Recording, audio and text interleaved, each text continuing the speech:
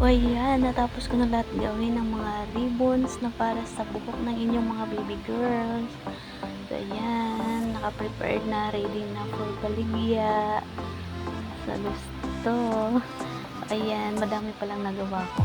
Ayan o, ang cute niyan para sa mga baby girls. Ayan, bagay na bagay sa mga babies ninyo. At pwede din ito pang regalo sa inyong mga inaanak, pamangkin, pinsan, at kapatid. Ayan. Pili na. Charot. Ulitin mo nga kasi may ano doon gabi. Simple lang. Dami. Dami. Ito po yung anong batch namin na iiwan ko sa aking mga kasamahan. Dadalhin ko muna siya bukas sa trabaho ko. Hello mga idol, thank you for watching. Baka gusto nyo, PM na po. Guys, mag-ano kami ngayon? Magbabalot.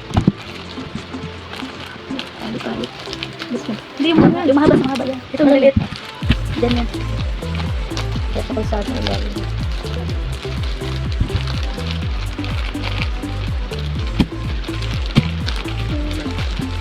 Ay! Hello. Pula na kayo mga idol.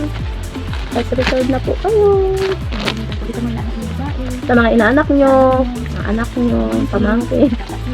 Kapatid. Ayan, bili na po kayo. Bili din po kayo pag okay na yan. Ayan guys, natapos na balutin ng mga ipit. Yan, plastic na lang. Guys, yung sabi. Gano'n na natin.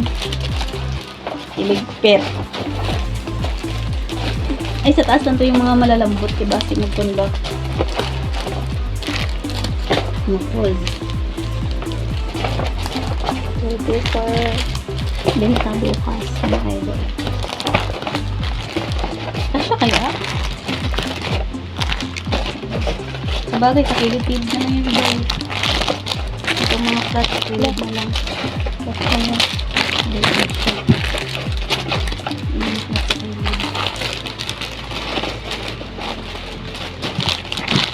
tapos malalaglag. Ah, wala na. Lugi. May nalaglag. Kata. Thank you for shopping.